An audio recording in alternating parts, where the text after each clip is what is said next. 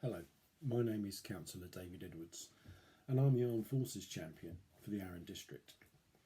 This year, the Royal British Legion celebrates 100 years of campaigning for the welfare and interests of current and former service personnel.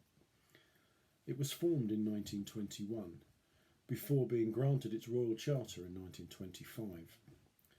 It's estimated to have raised over £3 billion during its existence and continues to support the armed forces to this day.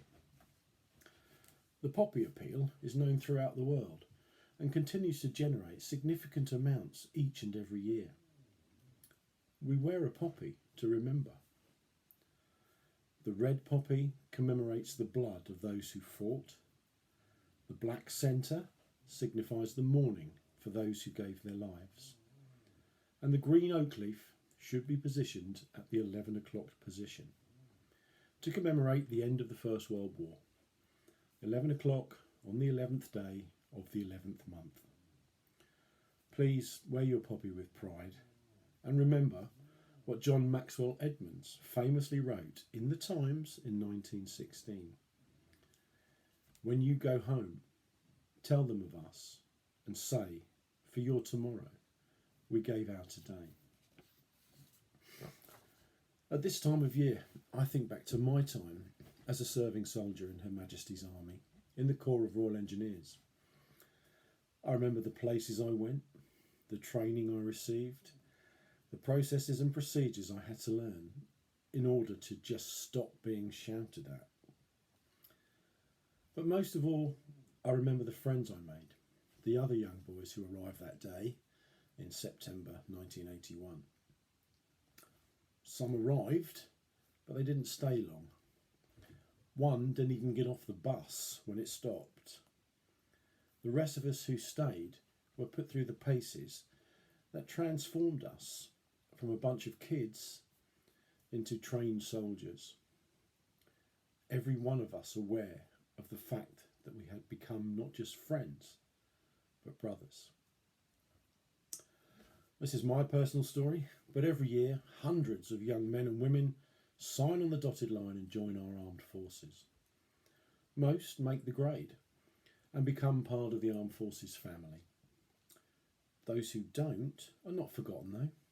To become a veteran, you need only serve one day. Service life is not for everyone, but the fact they put themselves forward and they took that first step makes them part of the Armed Forces family. They decided they wanted to follow in the footsteps of all those who went before. On this day, we must remember all those souls who gave their lives in the service of our country. Those who died fighting to protect freedom all over the world. Their sacrifice must never be forgotten. For without it, we can only imagine what life would be like. We have learnt about the First and Second World Wars, those dreadful conditions in the trenches, the battles at the Somme and Ypres, where so many perished to achieve stalemate. The Battle of Britain, the Blitz, D-Day, and the final victory. We know far less about subsequent conflicts in Korea, Malaya, the troubles in Northern Ireland, the Falklands, Iraq and Afghanistan.